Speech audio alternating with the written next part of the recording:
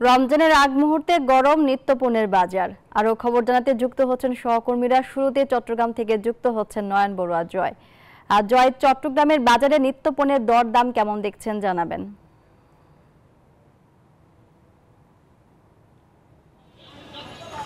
ধন্যবাদ মণি, আপনাকে এর আগের ঘন্টায় কিন্তু আমরা দেখানোর চেষ্টা করেছি। আমি কর্ণফুলী বাজারে আছি। এখন ব্যস্ততা অনেক বেশি, যেহেতু সকাল থেকে রোজা শুরু, তার কারণে কিন্তু আগ মুহূর্তে আমরা দেখছি নিত্যপণ্যের বাজার এখন অস্বস্তি বোধ করছে। যারা ক্রেতা, যারা বাজার করতে এসছেন, তারা যেভাবে হোক কিন্তু কিনতে হবে, যেহেতু পণ্যের দাম অনেক বেশি। তবু রোজার সময় কিন্তু সব কিছু প্রয়োজন হয়। তবে আমরা দেখছি আলু ছাড়া, সবজি ছাড়া অন্যান্য পণ্যের দামটা একটু বেশি। এখন আমরা তেলেরও একটু সংকট দেখা যাচ্ছে। বোতলজাত যে সয়াবিন, সেই তেল কিন্তু খুব কম পাওয়া যাচ্ছে। কিন্তু দেখা যাচ্ছে ভোজ্য তেল বলতে যে খোলা তেল দেখতে পাচ্ছেন, খোলা তেল কিন্তু গ্রাম ভর্তি খোলা তেল বাজারে বিভিন্ন জায়গায় আছে। যারা তেল কিনতে চাচ্ছে তারা 190 টাকা কেজিতে এখান থেকে নিতে পারছেন। তেলও কিন্তু অনেকটা পরিষ্কার তেল আমরা দেখছি।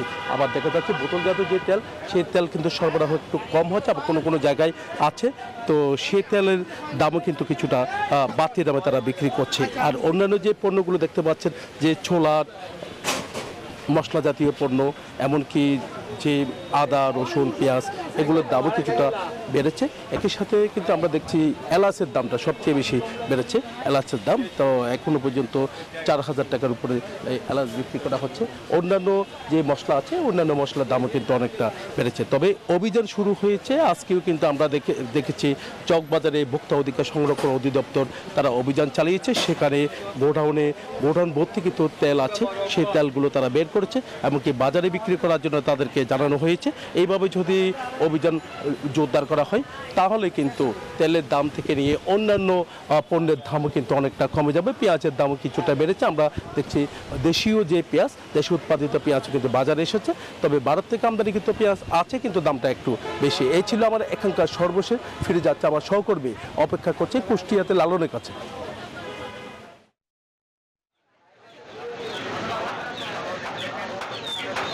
ধন্যবাদ জয়। চট্টগ্রামের মতো কিন্তু কুষ্টিয়ার বাজারেরও একই চিত্র। আমি এখন এই মুহূর্তে রয়েছি কুষ্টিয়ার সবচেয়ে বড় যে বাজার, কুষ্টিয়া মিউনিসিপ্যাল বাজারে। সেই বাজারে ব্যবসায়ীদের সাথে আমি কথা বলেছি, আমি বাজারটি ঘুরে দেখেছি।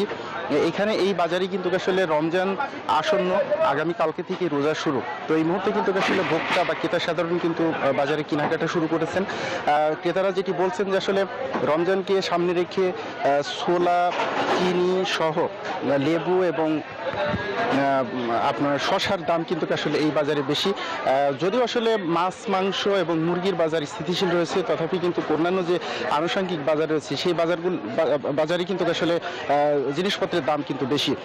ব্যবসায়ীরা যেটি বলছেন যে আসলে সরবরাহের সংকট নেই, একযোগে আসলে এই বাজারগুলো আসলে ক্রেতা সাধারণ করছেন, যার কারণে কিন্তু আসলে প্রাথমিকভাবে সংকট তৈরি হচ্ছে। এই সংকটটি 2-1 দিনের মধ্যে কেটে যাবে বলে তারা দাবি করছেন। কিন্তু ক্রেতারা যেটি বলছেন যে গত 2 থেকে 3 দিনের ব্যবধানে কিন্তু এই কুষ্টিয়ার এই বাজারে কিন্তু লেবু, শসা সহ গাজর, চিনি এবং ছোলা সহ রমজানে ব্যবহৃত নিত্য প্রয়োজনীয় সব ধরনের জিনিসের দাম কিন্তু বেড়েছে। আমি কথা বলেছিলাম এখানকার যিনি জেলা বাজার কর্মকর্তা রয়েছেন তার সাথে, কুষ্টিয়া জেলা প্রশাসকের সাথে। তারা যেটি বলছেন যে আসলে তারা তাদের মতো করে আসলে এই বাজারটি মনিটরিং করার চেষ্টা করছেন। ব্যবসায়ীদেরকে বিভিন্নভাবে তারা তাদের মজুত এবং সরবরাহ সম্পর্কে খোঁজখবর নিচ্ছেন এবং রাখছেন, এবং কেউ যাতে কৃত্রিম সংকট তৈরি করতে না পারে সেই ব্যাপারে কিন্তু তারা এই বাজারটি তদারকি করছেন। তারা বলছেন যে আসলে রমজান আসন্ন, রমজান উপলক্ষে যাতে কোনো সিন্ডিকেট সক্রিয় হতে না পারে সে ব্যাপারে কিন্তু তারা তৎপর রয়েছেন। এই ছিল আমার কাছে কুষ্টিয়ার বাজার নিয়ে সর্বশেষ। আমি চলে যাচ্ছি বরিশালে, সেখানে অপেক্ষা করছেন আমার আরেক সহকর্মী মিলনের কাছে।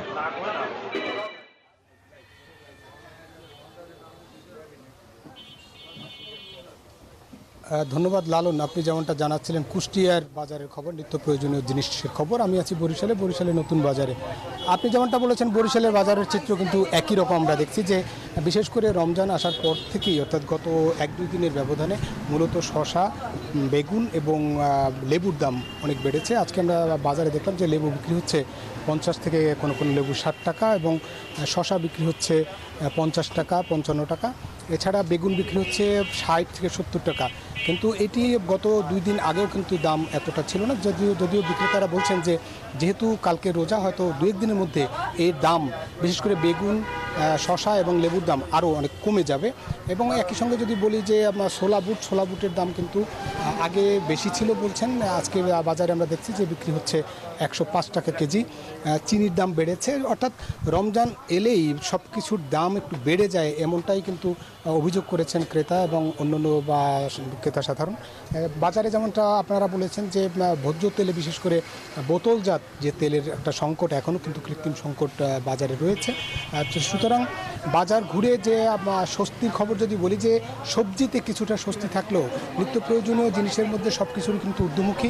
বিশেষ করে রমজানে যদি ফলের কথা বলি, তাহলে কোনো ফলই কিন্তু 300 টাকার নিচে কোনো ফল কিনতে পারছে না। বিশেষ করে আজকে আমরা ফলের বাজারে দেখলাম যে মালটা বিক্রি হচ্ছে 350 টাকা, আঙুর বিক্রি হচ্ছে 500 টাকা এবং আপেল বা অন্যান্য যে ফল তাও 300-350 টাকা বিক্রি হচ্ছে।